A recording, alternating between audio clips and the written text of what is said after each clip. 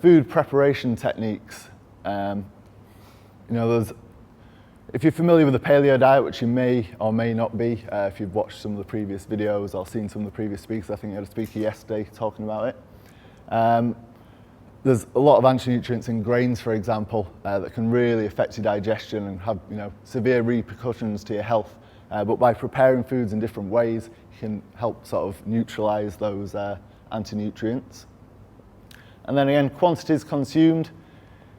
We've evolved, we've been around for millions of years now. We're pretty potentially robust. It's not like you're going to eat one little bit of anti-nutrient and it's going to finish you off forever. You can tolerate a little bit of toxins, same with the frequency of consumption. So a lot of it's just about getting balanced, but just being aware that not everything you eat, not everything for sale in the supermarkets, whatever, is 100% safe or good for you. Finally, food is also a source of pleasure. You're not a robot.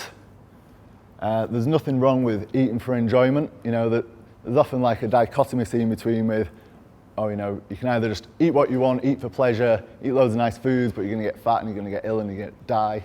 Or, right, you've got to eat, very stoic, no pleasure, just eat plain, bland, boring food, eat protein, eat this, and be healthy so you live longer.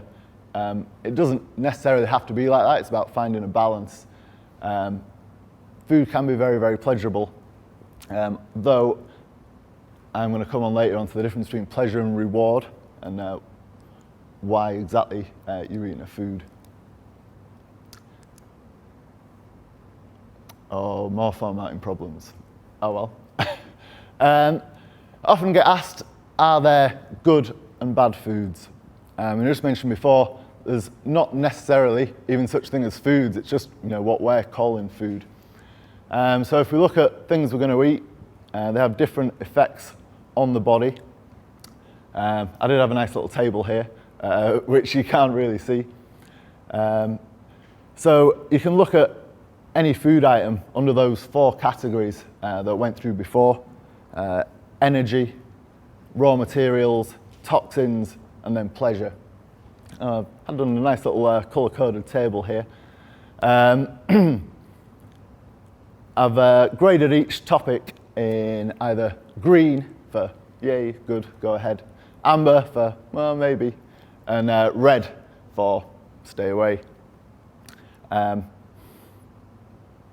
In terms of energy, these colours are going to be very flexible. It's going to depend on your goals. I'll put here foods with medium energy as a green. If you're super, super active and you're wanting to build muscle and you're wanting extra calories in, then potentially, high calorie foods could be in green. If your goal is to get more calories in, higher energy foods is all good.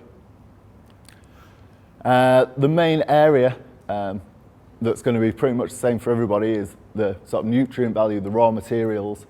So you're going to be looking, my advice in general to most people is aim for nutrient density. You want to be looking at foods that are giving you good stuff. If what you're about to eat is going to be taken apart and put together back as you want some good quality stuff in there because you want to be made of good stuff, not of rubbish stuff. So foods that have got a lot of good nutrients in, high in essential amino acids, reasonable amount of fatty acids, lots of vitamins, minerals and so on, we've put in green. Ones that are medium, we've put in amber, and then ones that are very low, we've got in red there. Toxins, same sort of principle, so foods that are lower in toxins. Pretty much all foods, no matter how good they are going to have some level of toxins in there, but your body can deal with a certain amount. So we've got that in green there. Medium, ones that have got more toxins in, pretty straightforward really. High, foods that are just full of toxins. And then at the bottom there, which you can't quite see, I've got pleasure as well. This is an important reason for eating things, My philosophy on health and life is you want to live now and thrive later. You don't want to eat just boring bird food for the rest of your life just to try and live an extra 5 years at the end. You want to be happy now. You want to eat good food while you're young, healthy, enjoy it. But then equally, you want to get that balance so that you can keep enjoying it and enjoying it and enjoying it long into the future. So I've got a few different categories here. The first product there I've got is a grass-fed steak.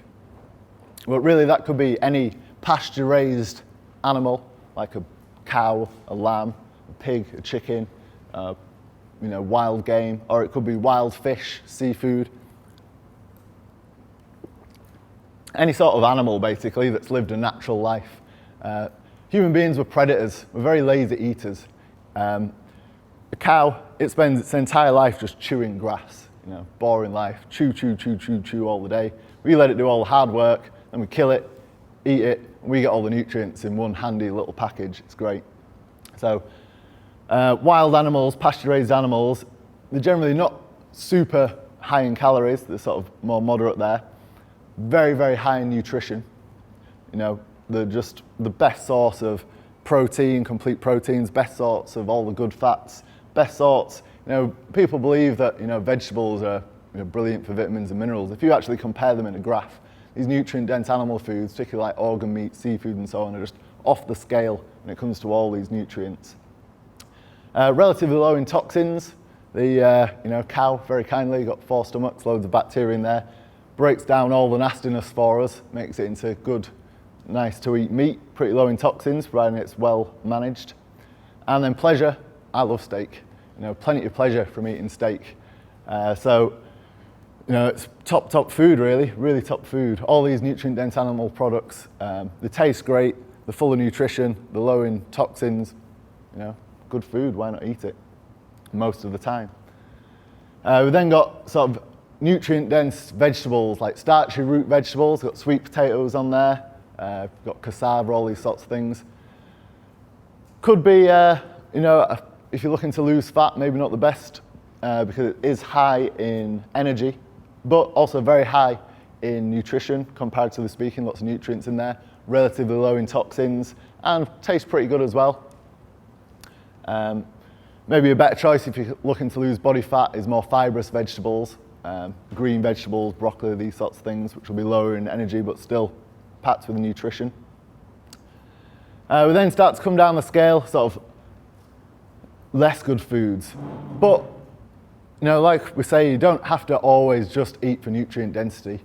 You want to get a decent amount, you want to get sufficient, but you don't have to eat grass-fed beef liver breakfast, lunch and dinner every day. If you did do that, you'd probably actually get too much, vitamins and minerals to a toxic level. So you can, have a bit of variety in there. We've evolved millions of years of making do with, less than optimum food sources, but you can still make better choices. So I've got some comparisons here.